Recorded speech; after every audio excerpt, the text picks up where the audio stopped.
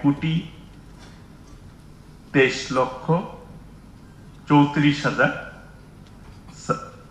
প্রায় আমাদের গবাদি পশু মজুত রয়েছে।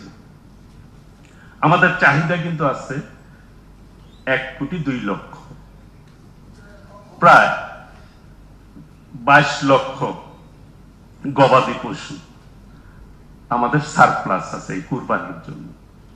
সেজন্য আমরা বলেছি বাইরের পার্শ্ববর্তী দেশ থেকে আপনারা জানেন যে অনেক গবাদি পশু আসে, গরু আসে, সেটি কিন্তু এই মুহূর্তে আমাদের প্রয়োজন নেই। আমি আরেকটি কথা বলতে চাই, যেহেতু এখানে সবচেয়ে সচেতন মানুষ এখানে সমাজে, এই দেশের ঢাকা বিশ্ববিদ্যালয়, প্রাচ্যের অক্সফোর্ড, এখানে যারা উপস্থিত হয়েছেন প্রত্যেকেই সচেতন, বিবেকবান।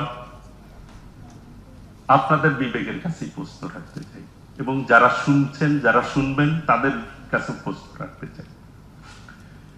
এই যে গবাদি পশু আমরা কুরবানি দেই কি আল্লাহকে রাজি খুশি করার জন্য, এবং হালাল ভাবে সেটা করে থাকি আমরা।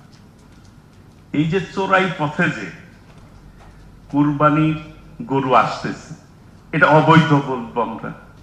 যদি এসে থাকে, আমরা কিন্তু নির্দেশনা দিয়েছি যে বর্ডার এলাকায় কোনোভাবে যাতে এবার গবাদি পশু ওই পার থেকে না আসতে পারে, সেই ব্যাপারে সর্বোচ্চ পদক্ষেপ আমরা নিয়েছি। তারপরেও যদি চোরাই গরু কি আমরা কুরবানি হবে কি হবে না, অবৈধ গরু কুরবানি হবে কি হবে না, এই ব্যাপারেও তো আমাদের সচেতন থাকা উচিত নাকি? আমরা যারা ক্রেতা তাদেরও কিন্তু এই ব্যাপারে সচেতন থাকা উচিত। আমাদের পর্যাপ্ত আছে আল্লাহর রহমতে, আমরা দিন দিন এই সেক্টরে উন্নতি করতে পারব।